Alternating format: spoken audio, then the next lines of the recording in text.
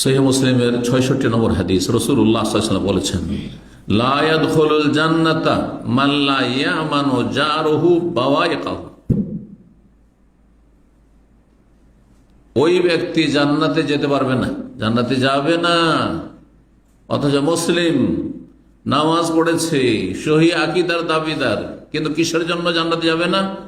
মাল্লা ইয়ামান, এমন ব্যক্তি যার চরিত্র খারাপ, মাল্লা ইয়ামানু জারুহু, যার প্রতিবেশী নিরাপদ নয় তার অনিষ্ট থেকে, তার গালমন্দ থেকে, কষ্ট দেওয়া থেকে। পাড়া প্রতিবেশী কষ্ট দেয়। আমাদের সে গ্রামীণ ঝগড়া দেখেছেন হয়তো, অধিকাংশ লোকের ভাষা এত খারাপ, এত নোংরা ভাষা, অকথ্য ভাষা, যা মুখে আসে তাই বলে। আউযু বিল্লাহ, আউযু বিল্লাহ। এরা জান্নাতে যাবে না, যদিও নামাজি হোক না কেন, রোজাদার হোক না কেন, হজ উমরা করুক না কেন, যতই ফরজ ওয়াজিব আদায় করুক না কেন। কিসের জন্য? কারণ লা ইয়ামানু যাও, তার প্রতিবেশী, পাড়া প্রতিবেশী, আত্মীয় স্বজন, গ্রামবাসী, এলাকাবাসী, যাদের সাথে রুমমেট ইত্যাদি। শুধু প্রতিবেশী মানে আপনার গ্রাম নয়, আপনি যেখানে বসবাস করছেন, যেখানে আপনি চলাফেরা করছেন, আপনার কলিগ, আপনার অফিসের আপনার কলিগ, অথবা আপনার রুমমেট, অথবা আপনার সাথে সফর সঙ্গী, প্লেনে যাচ্ছেন, পাশে একটা লোক বসলো, এর মধ্যেই আপনার এই 2-4 ঘন্টার সফরে কষ্ট দেওয়া হয়। কোন জায়গায় ওয়েটিং রুমে বসেছেন, আধা ঘন্টার জন্য ওয়েট করার জন্য বসেছেন, ওইখানে আরেকজনকে কষ্ট দেওয়া হয়। লা ইয়াদখুলু জান্নাহ, জান্নাতে যাবে না। সহিহ মুসলিমের হাদিস।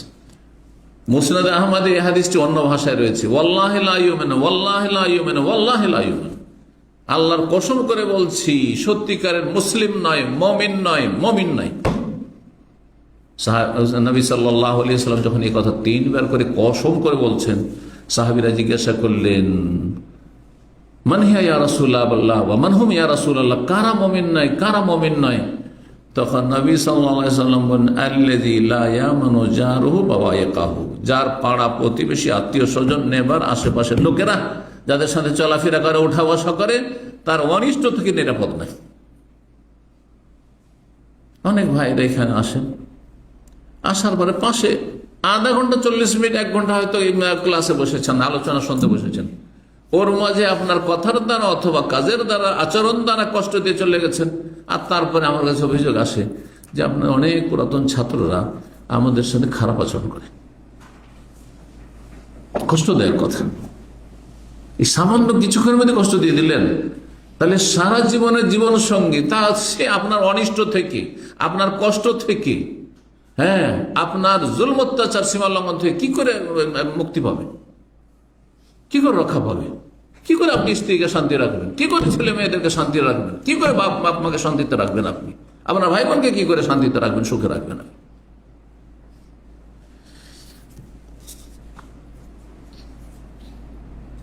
আরেকটি হাদিস শুনে মুসনাদ আহমদের, আবু হুরায়রা রাদিয়াল্লাহু তাআলা আনহু বর্ণনা করছেন যে একজন লোক এসে বলে, ইয়া রাসূলুল্লাহ, ইন্না ফুলানাতান, মদিনায় একজন মহিলা আছে, জনৈকা মহিলা, ইউযকারু মিন কাসরাতি সিয়ামিহা ওয়া সালাতিহা ওয়া সাদাকাতিহা, তার কথা খুব আলোচনা, মদিনায় চর্চা হচ্ছে যে অনেক বেশি নফল সালাত পড়ে, অনেক বেশি নফল রোজা রাখে, অনেক বেশি দান সাদকা করে, গায়রা আন্নাহা তুজি জিরানাহা বিলিসানিহা, তবে পাড়া প্রতিবেশীকে তার কথার দ্বারা, ভাষার দ্বারা কষ্ট দিয়ে থাকে,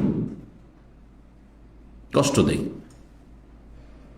নামাজে ত্রুটি ছিল না, রোজায় ত্রুটি ছিল না, দান যাকাত ছাড়া দান সাদকা তো ত্রুটি ছিল না, ওগুলো সব ঠিক ছিল, ইবাদত বন্দেগী ঠিক ছিল, কিন্তু আখলাক, চরিত্রে অধপতন ছিল, নৈতিকতা ছিল না, মানবতা ছিল না, কষ্ট দিয়ে থাকে পাড়া প্রতিবেশীকে। বললেন নবী সাল্লাল্লাহু আলাইহি ওয়াসাল্লাম, কাল হিয়া ফিন্নার, ওই মহিলা জাহান্নামে যাবে। আরে অস্থায়ী হোক আর স্থায়ী হোক, হ্যাঁ, পাপিষ্ট যদি কাফের না হয় তো অস্থায়ী জাহান্নামী হবে, অস্থায়ী জাহান্নামে যাবে, নবী সাল্লাল্লাহু আলাইহি ওয়াসাল্লাম বলেছেন। আর যদি এটাকে হালাল মনে করে নেই, যে কোনো মানুষকে কষ্ট দেওয়া হালাল, তাহলে কাফের হয়ে যাবে তখন। তারপরে ওই লোক বলল যে আরেকজন মহিলা আছে, ফাইন্না ফুলানাতান ইউযকারু মিন কিল্লাতি সিয়ামিহা, আরেকজন মহিলা আছে যার সলাত কম, শুধু ফরজ নামাজ পড়ে, আর সিয়াম শুধু রমজান মাসে রোজা রাখে, খুব কমই সারা বছর নফল রোজা রাখে।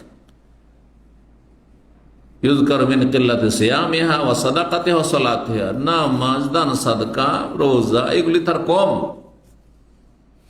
আর যদি দান খায়রাত করে সামান্য কিছু, ওই এক মুষ্টি ভিক্ষা দেয়, ফকির ভিক্ষা দেয় শুধু। কিন্তু ওয়ালা তুদি জিরা না হবে লেসানিহা, তার পাড়া প্রতিবেশী কাউকে জীবনে কষ্ট দেয় না, সবার সাথে সুসম্পর্ক, তার সবার সাথে ভালো আচরণ করে। কালাহিয়া ফিল জান্নাহ, এই মহিলা জান্নাতে যাবে। সুবহানাল্লাহ, চিন্তা করো। এই জন্য কিছু কিছু হাদিস প্রমাণ করে যে আখলাক চরিত্রের বিষয়টি অনেক সময় নফল ইবাদতের চাইতে গুরুত্বপূর্ণ, ফরজের চাইতে গুরুত্বপূর্ণ না। আগে ফরজ সালাত, এই নয় যে কারো আখলাক চরিত্র আছে আর 5 ওয়াক্ত নামাজ পড়ে জান্নাত, কোশ্চেন কালো জান্নাতে যাবে না, বেনামাজি। কথা বুঝতে পারছেন? কিন্তু ফরজ নামাজ শুধু পড়ে, আর তখনকার যুগে মুসলিম বেনামাজি হবে, নর হোক আর নারী হোক, এটা কল্পনার বাইরে ছিল। আজকের মতো এই আগাছা উম্মত ছিল না। সাহাবায়ে কেরামগণের জামানায় এটা কল্পনা ছিল না যে মুসলিম আবার বেনামাজি হয়। মুনাফিকও নামাজ পড়তো, যারা আকিদার মুনাফিক, মদিনা আব্দুল্লাহ বিন উবাই মুনাফিকের জ্বালা 300 জন ওই উহুদের ময়দান যেতে রাস্তায় ফিরে চলেছিল, তারাও নামাজ পড়তো, কিন্তু অলসতার সাথে নামাজ পড়তো, নামাজ চুরি করতো, মানে ফজর হইতে গেল না, হ্যাঁ এইরকম রাতের অন্ধকারে এশাতে গেল না। এই জন্য নবী সাল্লাল্লাহু আলাইহি ওয়াসাল্লাম সবচেয়ে ভারী নামাজ হচ্ছে মুনাফিকদের ওপর এশা আর ফজর। রাতে এশাতে অন্ধকারে কষ্ট লাগে যেতে, সুতরাং যায় না। আর ধরাও খাবে না সাহাবায়ে কেরামদের কাছে, কেউ বুঝতেও পারবেন না, কারণ আজকালের মতো লাইটিং নেই। ছিলাম, তুমি দেখোনি হয়তো, আমি ছিলাম তো, নামাজ পড়তো। তাহলে তখনকার মুনাফিকরা আজকালকার বেনামাজি যাদেরকে মুনাফিক হয়তো বলছেন না, বা মুনাফিক হয়তো বলছেন, মনে করছি না আমরা, হ্যাঁ মুসলিম সমাজের আমাদের সদস্য মনে করছি, মুসলিম উম্মার তাদেরকে সদস্য মনে করছি, তাদের চাইতে ভালো ছিল। চিন্তা করুন বিষয়টি, নামাজের বিষয়টি কত হালকা করে দেখলে হবে না। কিন্তু শুধু ফরজ নামাজ পড়ে 17 রাকাত, নফল কোনো নামাজ নাই, শুধু রমজানের রোজা রাখে, শুধু যাকাত দেয়, কিন্তু চরিত্র ভালো, জান্নাতে যাবে। এই হাদিস প্রমাণ করে। মুসনাদ আহমদের 9298 নম্বর হাদিস। আল্লামা আলবানী রাহিমাহুল্লাহ সহিহ তারগীবে 2560 নম্বর হাদিস, হাদিসটিকে সহিহ বলেছেন।